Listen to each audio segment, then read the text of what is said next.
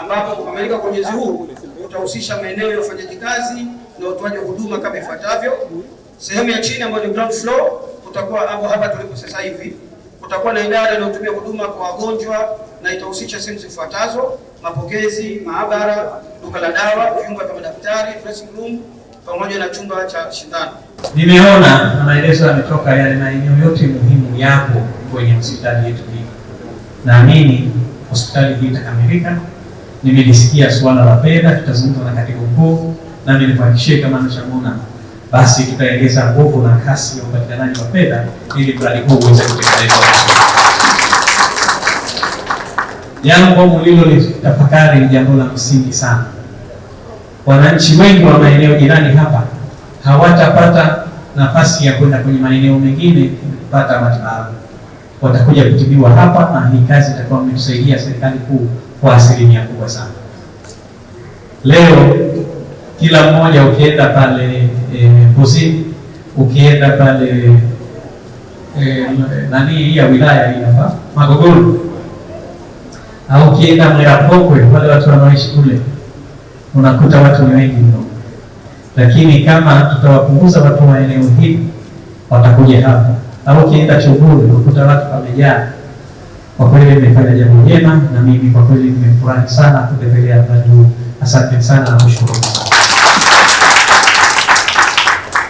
Najua upatikanaji wa fedha utapelekea spidi ya kukamilisha jengo letu hili.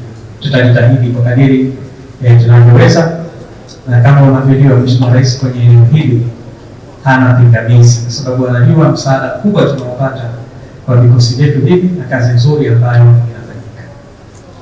Nimefurahi kuona mnaandaa utaratibu wa kuwafundisha maafisa wenu katika ngazi mbalimbali kwenye eneo la hospitali, na nimefurahi pia kuona zaidi ya 70% ya kazi hii inafanywa na mafundi kutoka kikosi chetu hichi. Kwa kweli nakushukuru sana. Nilikuwa nataka kushangaa kama nashangaa kwamba nilikuwa nauliza mkandarasi na rohoni, nilikuwa na hamu nisikie ile statement, maana najua kikosi hichi kimefanya kazi nzuri sana wakati wa COVID. Hawa nadhani tuliwapa mkoa wa Kusini Pemba, na mimi ndio nilipozaliwa. Kwa hiyo nimwambia sana, ukifanya panga huku shauri yako, sio kama utaendelea.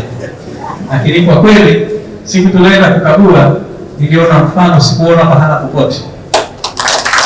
Sasa leo nilipoambiwa zaidi ya 70% mafundi wanatoka kikosi hichi, sikushangaa. Najua kazi nzuri ambayo kikosi chetu kinafanya, lakini najua kazi nzuri ambayo kikosi chetu cha KMC kinafanya. Niwapongeze na nikutakieni kila la heri.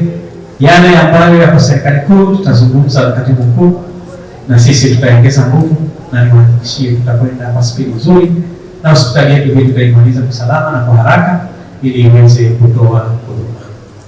Nimefurahi nimezingatia pia mahitaji maalum, lakini mnajua kwamba hospitali watakuja watu wa aina mbalimbali, na anayekuja hospitali huwa hana hiari, ni mgonjwa.